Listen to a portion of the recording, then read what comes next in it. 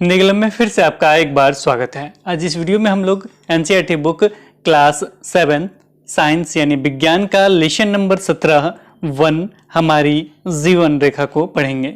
इस वीडियो से पहले लेसन नंबर 16 यानी 16 तक के वीडियोस बन चुके हैं। अगर आपने नहीं देखा होगा तो प्लीज देख लीजिएगा, लिंक आपको डिस्क्रिप्शन बॉक्स में मिल जाएगा। तो चलिए बिना देरी के स्टार्ट करते हैं। अध्याय 17 वन हमारी जीवन रेखा। इस अध्याय में हम वन से संबंधित महत्वपूर्ण पॉइंट्स को देखेंगे। इसमें देखा जाए तो सबसे पहला पॉइंट हमने बनाया है प्रोफेसर अहमद। जब इस पाठ की शुरुआत होती है तो प्रोफेसर अहमद के बारे में बताया जाता है। वो कुछ बच्चों को लेकर वन में जाते हैं, वन को घुमाने ले जाते हैं। और इसमें स्टार्टिंग में ही बताया गया है कि जो वन है वो हरे फेफड़े के नाम से उन्हें जाना जाता है। तो चलिए देखते हैं क्या कुछ लिखा गया है। ये एक भ्रमण से संबंधित कहानी है। कहानी प्रोफेसर बच्चों एवं टीबू की है। प्रोफेसर अहमद विश्वविद्यालय में कार्यरत एक वैज्ञानिक थे।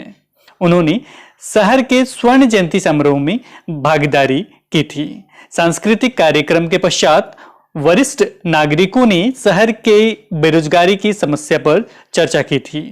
शहर के ठीक बाहर स्थित वन्य क्षेत्र की सफाई करके एक कारखाना स्थापित करने की योजना प्रस्तुत की गई थी कि बाहर जो वन है उसका सफाई किया जाए, यानी एक तरह से काटा जाए, वहां कारखाना स्थापित किया जाए, ऐसा योजना प्रस्तुत की गई थी। लेकिन इस योजना का विरोध होने लगा। क्यों हुआ? लेकिन प्रस्ताव के विरोध हुआ क्योंकि हरे भरे वन हमारे लिए उतने ही महत्वपूर्ण है जितना हमारे फेफड़े। इसलिए इन्हें हरे फेफड़े भी कहा जाता है। ये इंपॉर्टेंट पॉइंट है। इन्हें हरे फेफड़े भी कहा जाता है। किसे को जो वन है उसे हम अन्य नाम से जान सकते हैं। क्या होगा? हरे फेफड़े। पूछा जा सकता है कि हरे फेफड़े किसे कहा गया है अध्याय 17 में, तो वन को कहा गया है। ये बात कुछ समझ में नहीं आती। इसमें जो बच्चे हैं, बूझो है और उनके दोस्त हैं, तो उन्हें ये बात समझ में नहीं आती। तो वे वन में जाते हैं। तो उन्हें लेकर प्रोफेसर अहमद वन में लेके जाते हैं क्योंकि प्रोफेसर अहमद को लगता है कि शायद ये वन नहीं घूमे, इसलिए इन्हें ये बात समझ में नहीं आती है। तो वो उनको लेके जाते हैं और वहां पे एक चरवाहा से भी मिलते हैं जिसका नाम टीबू होता है। अब चलिए इसमें जो महत्वपूर्ण पॉइंट्स है ये स्टार्टिंग से यही है। इसके बाद वन में जाते हैं तो क्या क्या होता है उसके बारे में अब हम पढ़ेंगे। सबसे पहला पॉइंट हरे फेफड़े। पादप जंतुओं के श्वसन के लिए ऑक्सीजन उपलब्ध कराने में सहायक होते हैं। वे वायुमंडल में ऑक्सीजन और कार्बन डाइऑक्साइड के संतुलन बनाए रखते हैं, इसलिए वनों को हरे फेफड़े कहा जाता है। वन जल शोधन तंत्रों के रूप में भी कार्य करते हैं। यहाँ दो पॉइंट है। पहला पॉइंट है कि जो वन है उन्हें हरे फेफड़े कहा जाता है। दूसरा, वन जो होता है जल शोधन तंत्रों के रूप में भी कार्य करते हैं। वन किस रूप में कार्य करते हैं? कुछ जल शोधन तंत्रों के रूप में, याद रखिएगा इसे। आगे बढ़ते हैं। आगे देखा जाता है अगला पॉइंट है वन। वन विभिन्न पादपों, जंतुओं और सूक्ष्म जीवों से मिलकर बना एक तंत्र है। किससे मिलकर बना एक तंत्र है? तो याद रखिए वन जो है विभिन्न पादपों, जंतुओं और सूक्ष्म जीवों से मिलकर, सूक्ष्म जीव भी हैं इसमें, जंतु भी हैं, विभिन्न तरह के पादप हैं, इससे मिलकर क्या बना है? वन बना है।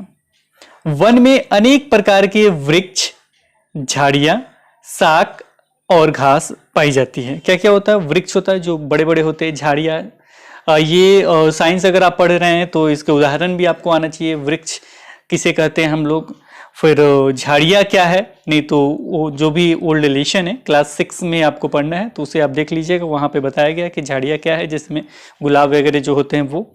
इसके अतिरिक्त शाक और घास के बारे में भी बताया गया है, तो भी पाई जाती है। वन अनेक जंतुओं और पादपों के लिए आश्रय या आवास प्रदान करते हैं। जो भी जंतु है जंगल में ही रहते हैं, जाहिर सी बात है उन्हें आश्रय यानी आवास उन्हें प्रदान मिल रहा है। वृक्षों पर विभिन्न प्रकार की विसर्पी लताएं और आरोही लताएं भी लिपटी हुई होती है। ये भी आपको आना चाहिए कि विसर्पी लताएं के एग्जाम्पल कौन कौन है या आरोही लताएं के एग्जाम्पल कौन कौन से है। ये क्लास 6 में आपको पढ़ना है साइंस में। अगर आपने नहीं पढ़ा होगा तो उस पर वीडियोस बने हैं, जाके देख लीजिएगा। नहीं तो आप कमेंट सेक्शन में भी लिख सकते हैं, विसर्पी लताओं के एग्जाम्पल, आरोही लताओं के एग्जाम्पल, शाख के एग्जाम्पल, झाड़ी और वृक्ष के एग्जाम्पल, ये नीचे कमेंट सेक्शन में लिख दें। जिसका भी सही होगा उसे हम पिंच कर देंगे, सबसे टॉप पे आ जाएगा। ये एग्जाम्पल सीटेट में, अदर टेट में, बहुत सारे एग्जाम में भी पूछे जाते हैं। इसके बाद आगे बढ़ते हैं। अगला पॉइंट है सघन क्षेत्र। सूकर, सूकर को अन्य नाम से जानते हैं वराह या सुअर।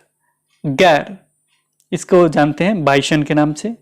गिद्दड़, सेही, हाथी जैसे जंतु वन के अधिक सघन क्षेत्रों में रहते हैं। सघन, सघन मीन्स हो गया जहां बहुत ज्यादा मतलब घना जो जंगल है वो, उस क्षेत्रों में कौन कौन से रहते हैं, तो सूकर, गौर, गिद्दड़, सेही, हाथी जैसे जंतु वन के अधिक सघन क्षेत्रों में रहते हैं। अगला पॉइंट है वनों से प्राप्त उत्पाद। वनों से क्या क्या उत्पाद हमें प्राप्त होता है, को काठ से बनी अनेक वस्तुएं जैसे प्लाईवुड, ईंधन की लकड़ी, बक्से, कागज, माचिस की तिल्लियां और फर्नीचर हो सकते हैं। आपने देखा होगा बहुत सारे, जैसे माचिस का तिल्ली देखिएगा तो लकड़ी का ही बना होता है, बक्सा देखिएगा लकड़ी का बक्सा आपको देखने को मिल जाएगा। घर में अन्य तरह के भी बक्से मिलेंगे लेकिन लकड़ी का भी बक्सा होता है। इसके अतिरिक्त कागज वगैरह, ये सब में किसका इस्तेमाल होता है, पेड़ पौधे का इस्तेमाल होता है। इसके बाद है गोंद, तेल, मसाले, जंतुओं का चारा और औषधीय पादप जैसे जड़ी बूटी भी वनों से प्राप्त उत्पाद है। जड़ी बूटी भी किससे प्राप्त होते हैं, पेड़ पौधों से, तो वो किससे मिलेंगे, वनों के उत्पाद ही है। जंतुओं का जो चारा होता है, घास वगैरह जो खाया जाता है, वो कहाँ से, वन से ही मिलता है। गोंद भी पेड़ पौधे से ही मिलता है। तेल, मसाले, ये सब कहाँ से मिलते हैं, को वनों से ही प्राप्त उत्पाद हैं ये। आगे बढ़ते हैं। अगला पॉइंट है शिखर। प्रकृति में वृक्ष पर्याप्त मात्रा में बीज उत्पन्न करते हैं। वन की भूमि उनके अंकुरन और नवोद्भिद और पौधा में विकसित होने के लिए अनुकूल परिस्थितियां प्रदान करती है। इनमें से कुछ वृक्ष के रूप में वृद्धि कर जाते हैं। इसमें बताया गया है कि प्रकृति जो है उसमें वृक्ष पर्याप्त मात्रा में क्या करते हैं, बीज उत्पन्न करते हैं। और बीज जो होता है वो भूमि में चला जाता है, जो वन की भूमि है उसमें वो चला जाता है और वहाँ पे क्या होता है, अंकुरित होता है, यानी एक नया पौधा क्या होता है, विकसित होता है। विकसित होता है तो जो वन है ना वो उसके अनुकूल परिस्थितियां बनाता है जिससे वो विकसित हो, और विकसित होकर यानी वृद्धि करके वो एक वृक्ष के रूप में तब्दील हो जाता है। कुछ ही हो पाते, कुछ अनुकूल परिस्थितियां नहीं बन पाती है, किसी कारणवश वो वृक्ष नहीं बन पाते हैं, तो वही चीज लिखा गया, कुछ वृक्ष के रूप में वृद्धि कर जाते हैं।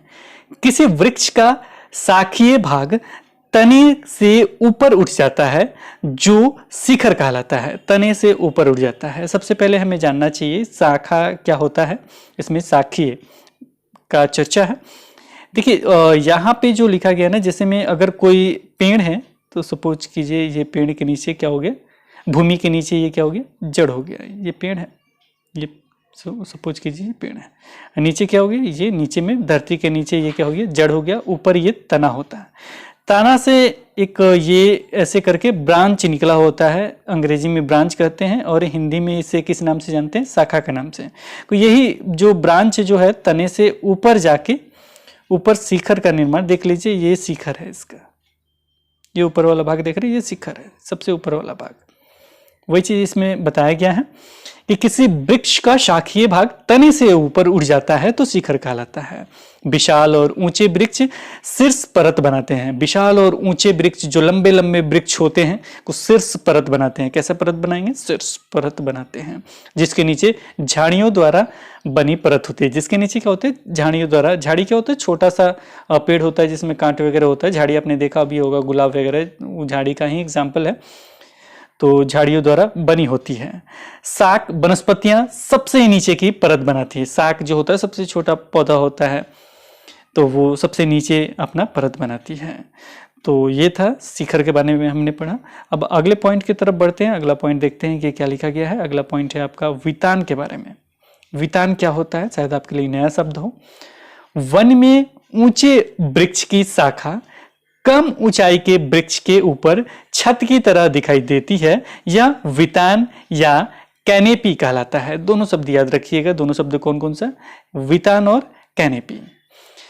वितान और कैनेपी क्या होगा, याद रखिए हमेशा के लिए, क्योंकि ये पूछा जा सकता है, क्योंकि अजीब सा शब्द आपको आज दिख रहा होगा, पहली बार सुने होंगे। तो ठीक है, होता है क्या है, आप समझ रहे हैं कि कोई ऊंचे वृक्ष होते हैं, उसके नीचे कोई छोटा सा वृक्ष होगा। तो जब ऊंचे वृक्ष की शाखा, जो ब्रांच है, ऊंचे वृक्ष की शाखा कम ऊंचाई के वृक्षों के ऊपर छत की तरह दिखाई देते हैं। जैसे ऊंचा वृक्ष हो गया, नीचे में छोटा वृक्ष हो गया, अभी ये छत की तरह ऐसे फैले हुए, छत की तरह दिखाई देते हैं। तो इसे हम किस नाम से कहेंगे, तो यह वितान या कैनेपी कहलाता है। दोनों शब्द याद रखिएगा, वितान का भी दिया जा सकता है, नहीं तो कैनेपी दिया जा सकता है। अगला पॉइंट पढ़ेंगे, अधोतल। अधोतल क्या होता है? वृक्षों के शिखर की आकृति और अमाप में परस्पर भिन्न होते हैं। आकृति और अमाप में परस्पर भिन्न होते हैं। इसी कारण किसी वन में विभिन्न ऊंचाई पर 36 परतें बनी होती है, जिसे अधोतल कहते हैं। देखिए है क्या ये कि वृक्षों के जो शिखर होते हैं, शिखर अभी हमने बताया कि ऊपर वाला जो सबसे ऊपरी ये भाग होता है, ये को ये होता है, ये इसकी आकृति। अब देखिए इसका आकृति देखिए, इसका आकृति देखिए, इसका आकृति देखिए, और इसका अमाप देखिए, इसका लंबाई, इसका लंबाई, इसका लंबाई, इसका लंबाई, इसका देखिए। तो हम भिन्न भिन्न होते हैं। इसी कारण किसी वन में विभिन्न ऊंचाई पर, बहुत सारे मतलब ऊंचे ऊंचाई पर 36 परतें बनती है। क्या बनती है? 36 परतें ये क्या होती है? बनती है। 36 परतें क्या होती है? बनती है, जिसे हम क्या कहते हैं? अधोतल कहते हैं। अधोतल में क्या हो गया? 36 परतें जब शिखर पे बनेंगी, सबसे ऊंचाई पे, तो उसे हम क्या कहेंगे? अधोतल के नाम से जानेंगे। अगला पॉइंट है जलवायु परिस्थितियां। विभिन्न जलवायु परिस्थितियों के कारण वृक्षों और अन्य प्रकार के पादपों की किस्मों में भिन्नता पाई जाती है। विभिन्न जलवायु परिस्थितियों के कारण क्या होता है? वृक्षों और अन्य प्रकार के पादपों की किस्मों में भिन्नता पाई जाती है। जंतुओं के प्रकार भी विभिन्न वनों में भिन्न भिन्न होते हैं। विभिन्न वन में क्या होंगे? भिन्न भिन्न जंतु पाए जा सकते हैं। अगला पॉइंट है आर्द्र और गर्म के बारे में। वन भूमि की सतह गहरे रंग की दिखाई देती है। वन भूमि की सतह जो होती है, सतह मतलब नीचे का जो धरती होता है, वो गहरे रंग की दिखाई देती है। किस कलर में दिखाई देती है? गहरे रंग में। तथा वह सूखी और क्षयमान पत्तियों, फलों, ये क्या लिखा गया? ये पानी है। फलों, बीजों, टहनियों और छोटे शाखों से ढकी होती है। और वो क्या होता है? जो परत होता है, धरती का सतह जो होता है, भूमि का सतह वन के, तो वो क्या होता है? सूखी, यानी पेड़ पौधे है, जाहिर सी बात है उसके पत्ते टूट के नीचे आएंगे हैं। कुछ सूखी और क्षयमान पत्तियों, फलों, बीजों, टहनियों और छोटे शाख से क्या होती है? ढकी होती है। क्षयमान पदार्थ आर्द्र और गर्म थे। अब यहाँ गर्म थे लिखा गया है क्योंकि जब स्टोरी मतलब भ्रमण में जब वो लोग जाते हैं बच्चे, तो वहाँ पे वो घूमते हैं, तो वो देखते हैं कि वो क्या था? आर्द्र और गर्म थे। ये बहुत इंपॉर्टेंट है, इसलिए हमने बोल्ड में भी किया है। तो क्षयमान पदार्थ जो क्या थे? आर्द्र और क्या थे? गर्म थे। आर्द्र थे और क्या थे? गर्म थे, याद रखिएगा। वन भूमि पर सूखी पत्तियों के ऊपर चलना किसी स्पंजी गलीचे पर चलने के समान प्रतीत होता है। वन में जब सूखी पत्तियों पे चलते हैं तो जाहिर सी बात है कि उस पे पत्ती गिरा हुआ है, उसके बीच हवा है, यानी पत्ती को एक के ऊपर दाब के तो रखा नहीं गया है, तो क्या होता है कि हम उस पे चलते हैं तो स्पंज की तरह लगेगा, यानी थोड़ा सा नीचे दबेगा। वही चीज लिखा गया है, वन भूमि पर सूखी पत्तियों के ऊपर चलना किसी स्पंजी गलीचे पर चलने के समान प्रतीत होता है। और आप जब चलेंगे वन में तो आप देखेंगे भी कि चर्र से आवाज होगा, पत्ती नीचे दबेगा। कुछ पत्ती सूख गए हैं, ज्यादा को टूटेंगे भी। अब बात कर लेते हैं खाद्य श्रृंखला के बारे में। वन के विभिन्न घटक एक दूसरे पर निर्भर होते हैं। वन के विभिन्न घटक क्या होते हैं? एक दूसरे पर निर्भर होते हैं। जो जीव पादपों का भोजन करते हैं उन्हें अक्सर अन्य जंतुओं द्वारा भोजन के रूप में ले लिया जाता है, और इस प्रकार यह क्रम चलता रहता है। इसी को हम खाद्य श्रृंखला के नाम से जानते हैं। जैसे एग्जाम्पल एक देख लेते हैं। घास को कीटों द्वारा खाया जाता है। घास जो है उसको कौन खाता है? को कीट खाता है, जिन्हें मेढक खा जाता है। और कीट को कौन खा जाता है? को मेढक खा जाता है। मेढक को कौन खाएगा? को मेढक को सर्प खा लेते हैं। इसे खाद्य श्रृंखला कहा जाता है। इसे क्या कहते हैं? खाद्य श्रृंखला कहते हैं। जैसे घास है, घास को कौन खाया? कीट खाया। कीट को कौन खा गया? मेढक खा गया। मेढक को कौन खा गया? सांप खाया। कोई ये किसका उदाहरण है? वो खाद्य श्रृंखला का उदाहरण है। तो यहाँ पे लिखा भी गया है, ये घास हो गया, ये घास होगा, इसे ठीक कर लीजिएगा। घास, कीट, मेढक, सर्प। अब सर्प को भी कोई खा जाता है, वो है आपका उकाब यानी करोड़। किसी एक खाद्य श्रृंखला में कोई विघ्न पड़ता है तो अन्य श्रृंखलाओं को प्रभावित करता है। अगर कोई एक खाद्य श्रृंखला है उसमें कोई विघ्न पड़ जाए, किसी कारण कुछ हो जाए, तो यह अन्य श्रृंखलाओं को भी प्रभावित करता है। जैसे में घास खत्म हो जाए तो क्या होगा, तो कीट जीवित नहीं रहेंगे।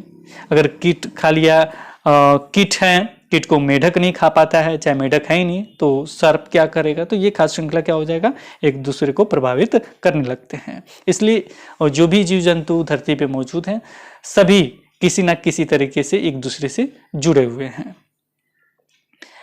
आगे बढ़ते हैं, अगला है ह्यूमस तथा अपघटक के बारे में। मशरूम और अन्य सूक्ष्म जीव मृत पादपों और जंतु उत्कों को खाते हैं और उन्हें एक गहरे रंग के पदार्थ में परिवर्तित कर देते हैं, जिसे ह्यूमस कहते हैं। मशरूम, अन्य सूक्ष्म जीव जो हैं, मृत पादप यानी जो भी मृत है, पौधे हैं, मृत पौधे हैं, और जंतु उत्कों को खाते हैं। क्या कहते हैं, जंतु उत्कों को खाते हैं। मशरूम के बारे में आप जानते भी होंगे। मान लीजिए आपने अपने एरिया में भी देखा होगा, मान लीजिए कि कहीं धान काट दिया गया, उसका पुआल है कहीं पड़ा हुआ है, तो वहाँ पानी बरसता है बाहर में कहीं, और वो कुछ दिन सड़ा सड़ा सा हो जाता है, तो वो गलने लगता है। तो वहाँ पे आपने देखा होगा मशरूम, एक छोटा सा व्हाइट कलर का पौधा आ जाता है, जैसे कुकरमुत्ता वगैरह बहुत सारे नाम से भी इसे जानते हैं, अन्य नाम से। वो मशरूम और अन्य सूक्ष्मजीव मृत पादपों और जंतुओं को खाते हैं और उन्हें एक गहरे रंग के पदार्थ में परिवर्तित कर देते हैं, जिसे हम किस नाम से जानते हैं, ह्यूमस के नाम से जानते हैं। पादपों और जंतुओं के मृत शरीर को ह्यूमस में परिवर्तित करने वाले सूक्ष्मजीव अपघटक कहलाते हैं। अब अपघटक किसे कहेंगे, तो याद रखिएगा कि जो पादपों और, ये और लिखा हुआ, पादपों और जंतुओं के मृत शरीर को, जो भी उसके मरे हुए शरीर को ह्यूमस में परिवर्तित कर देते हैं। किस में परिवर्तित कर देते हैं, ह्यूमस में परिवर्तित कर देते हैं। तो ये परिवर्तित करने वाले सूक्ष्मजीव क्या कहलाते हैं, अपघटक कहलाते हैं। इस प्रकार के सूक्ष्म जीव वन में महत्वपूर्ण भूमिका निभाते हैं। इस प्रकार के जो सूक्ष्म जीव होते हैं वन में बहुत ही महत्वपूर्ण भूमिका निभाते हैं। ह्यूमस की उपस्थिति यह सुनिश्चित करती है कि मृत पादपों और जंतुओं के पोषक तत्व मृदा में निर्मुक्त होते रहते हैं। वहां से ये पोषक तत्व पुनः सजीव पादपों के मूलों द्वारा अवशोषित कर लिए जाते हैं।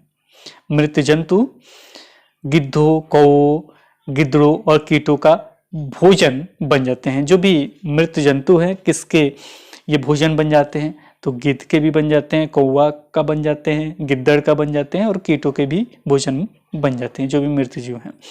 और जो भी ह्यूमस तैयार हुए तो वो मिट्टी में मिल जाता है, और मिट्टी में मिल जाने के बाद ह्यूमस क्या है, एक पोषक तत्व है।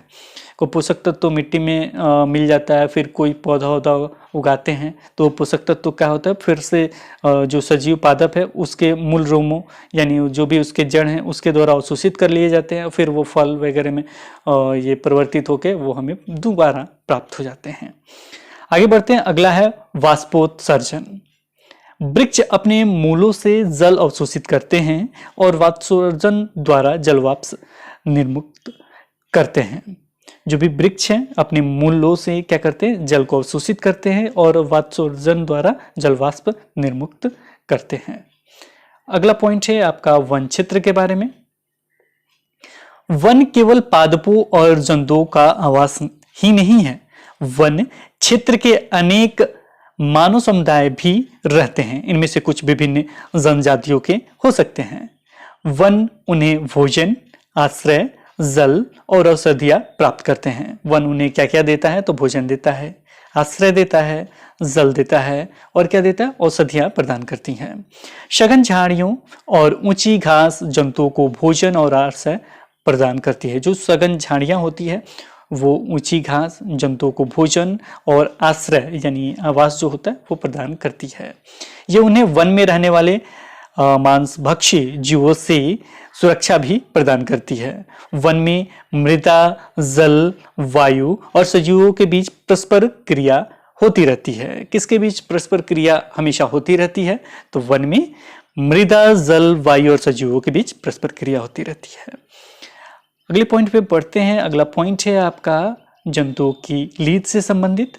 जंतुओं की लीद की एक बड़ी छैमान ढेरी पर अनेक भृंग, शब्द ये नाम याद रखिएगा, अनेक भृंग और कैटरपिलर लार्वा यानी पनपते हैं तथा अनेक नवोद्भिद भी अंकुरित होते हैं। ये नवोद्भिद कुछ शाकों और झाड़ियों के होते हैं।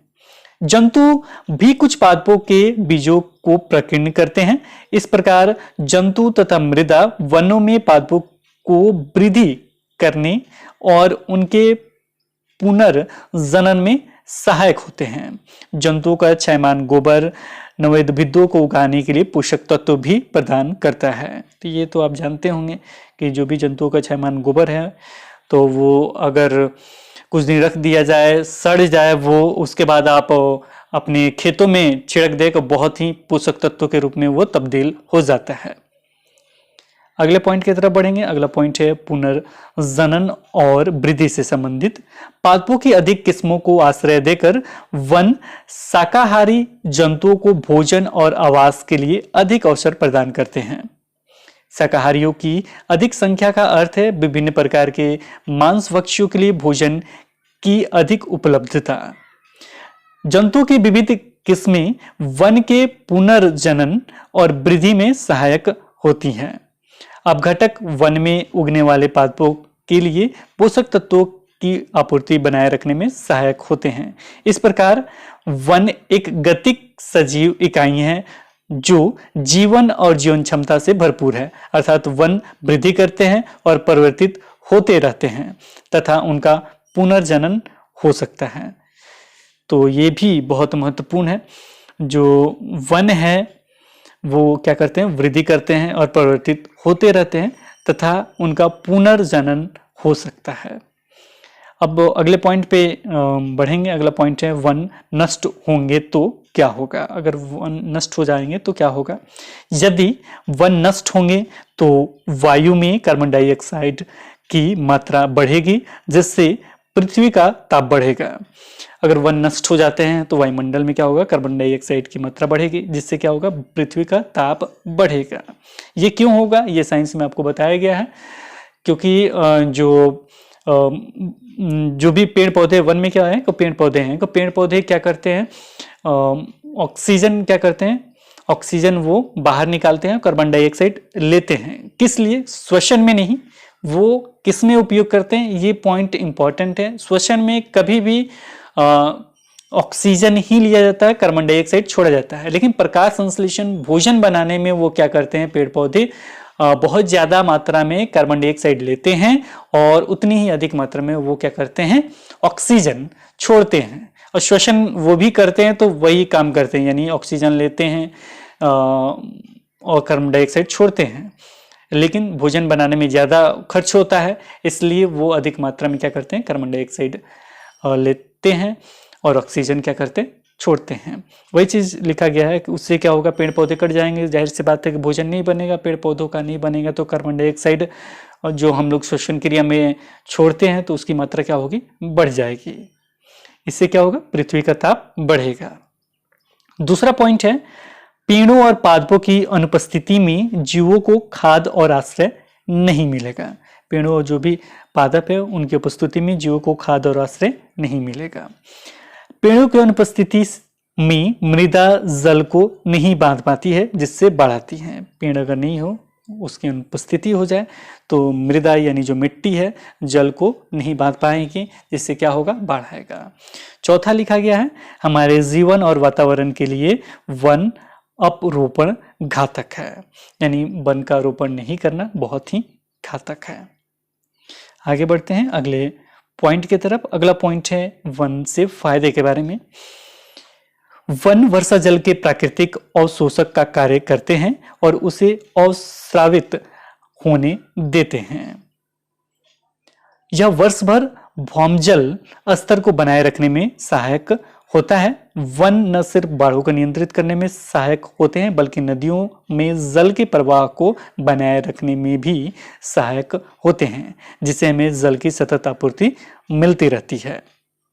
ये भी इंपॉर्टेंट है, इसे भी याद रखिए। वन जो है वर्षा जल के प्राकृतिक अवशोषक का कार्य करते हैं, यानी जो भी ऊपर से बारिश आता है उसको क्या करते हैं, अवशोषण करते हैं, यानी उसको सोखते हैं और उसे अवस्रावित होने देते हैं। और क्या करते हैं, उसे अवस्रावित होने देते हैं, पृथ्वी के अंदर उसे ले जाते हैं। ये वर्ष भर भौमजल स्तर को बनाए रखने में सहायक होता है और इससे क्या होता है, भौमजल का स्तर वो बना रहता है।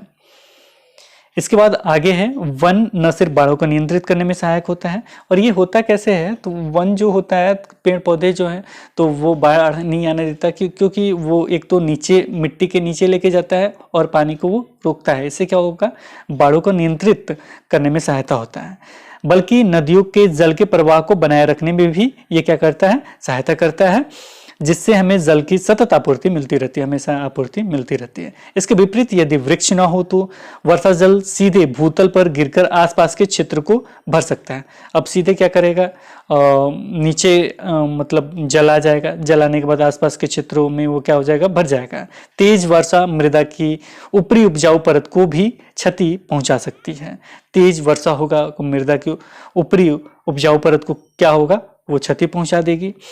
वृक्षों तथा अन्य पौधों के मूल सामान्यतः मृदा को एक साथ बांधे रखते हैं, लेकिन उनकी अनुपस्थिति में मृदा वर्षा जल के साथ बह जाती है, अर्थात उसका अपर्दन हो सकता है, यानी उसको काट के बहा के कहीं और लेके चली जाएगी, जिसे अन्य नाम से जानते हैं, अपर्दन के नाम से।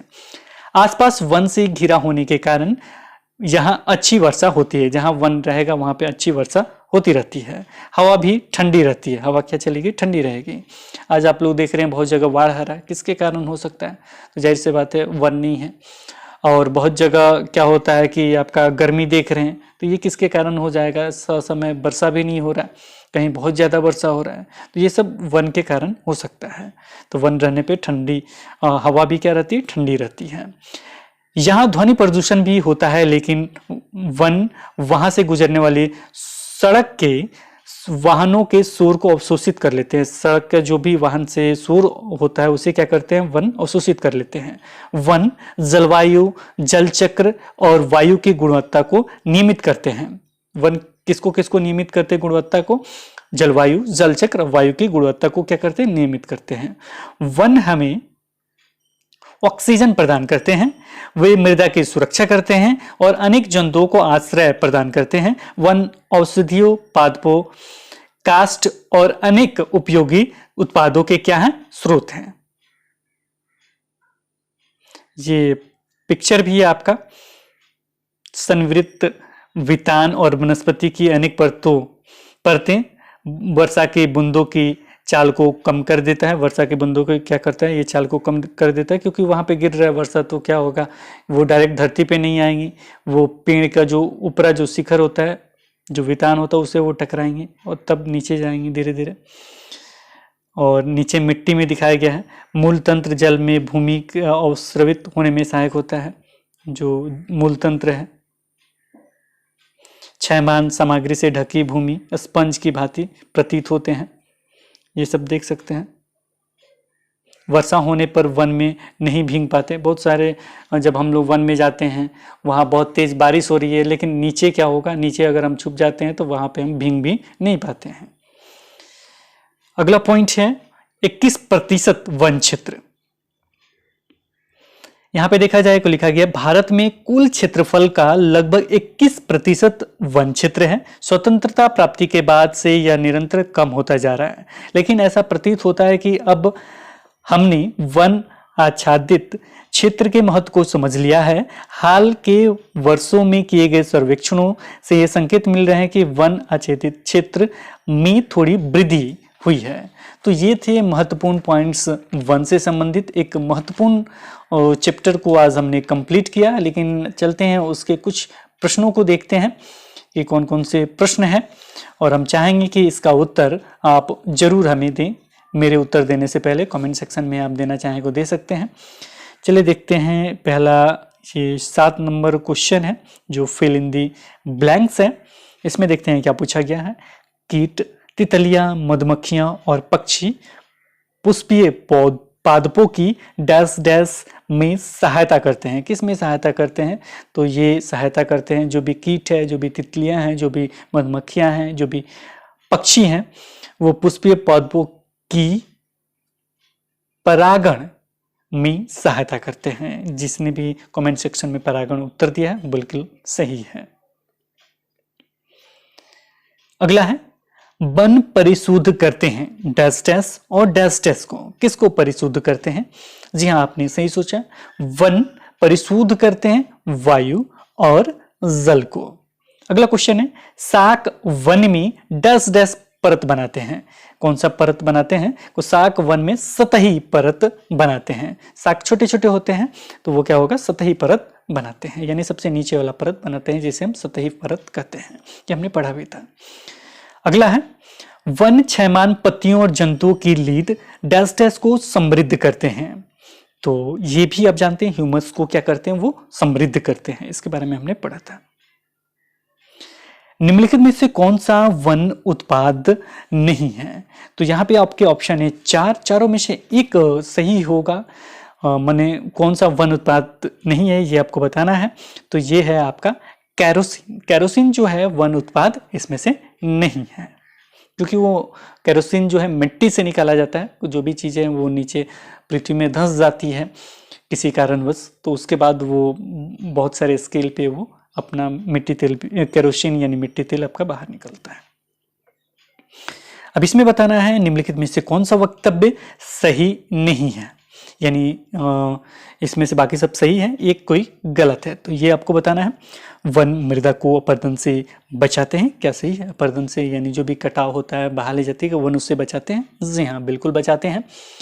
अगला है वन में पादप और जंतु एक दूसरे पर निर्भर नहीं होते हैं। एक तो निगेटिव भी ये ऑप्शन भी दिया गया, तो जाहिर सी बात है निर्भर तो होते हैं, एक दूसरे पर निर्भर होते हैं, तभी तो वो खाद्य श्रृंखला का निर्माण करता है। तो ये क्या हो जाएगा, 2 नंबर आपका ऑप्शन क्या हो जाएगा? जी हाँ, बिल्कुल सही। ये गलत हो जाएगा, ये गलत लिखा गया है। तीसरा भी पढ़ लेते, वन जलवायु और जल चक्र को प्रभावित करते हैं। जी हाँ, बिल्कुल करते हैं। चौथा है मृदा वनों की वृद्धि और पुनर्जनन में सहायक होती है। जी हाँ, ये भी पॉइंट हमने पढ़ा था। अगला क्वेश्चन है सूक्ष्म जीवों द्वारा मृत पादपों पर क्रिया करने से बनने वाले एक उत्पाद का नाम है। सूक्ष्म जीवों द्वारा मृत पादपों से, जो भी मृत पादप है, जो भी पेड़ पौधे हैं मृत, पर क्रिया करने से बनने वाले एक उत्पाद का नाम है। इसमें से कौन सा वो नाम है ये आपको बताना है। बालू है, मशरूम है, ह्यूमस है या कास्ट है? तो ये आपको बताना है। क्रिया से क्या बनता है?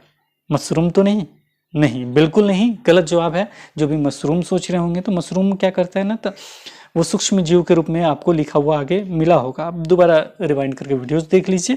इसका करेक्ट आंसर होगा ह्यूमस। जी हाँ, जिसका भी उत्तर ह्यूमस है वो बिल्कुल सही है। तो मिलते हैं एक नए वीडियो के साथ, तब तक देखते रहें, बने रहें हिंदी क्लब पे। और हमें आशा नहीं पूर्ण विश्वास है कि ये लेसन आप अच्छे तरीके से समझ लिए होंगे। Okay, bye bye.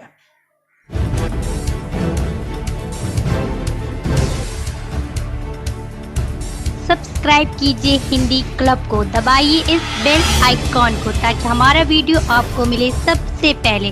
शेयर करें अपने दोस्तों के साथ ताकि वो भी इसका लाभ उठा सके। ये सब बिल्कुल फ्री है।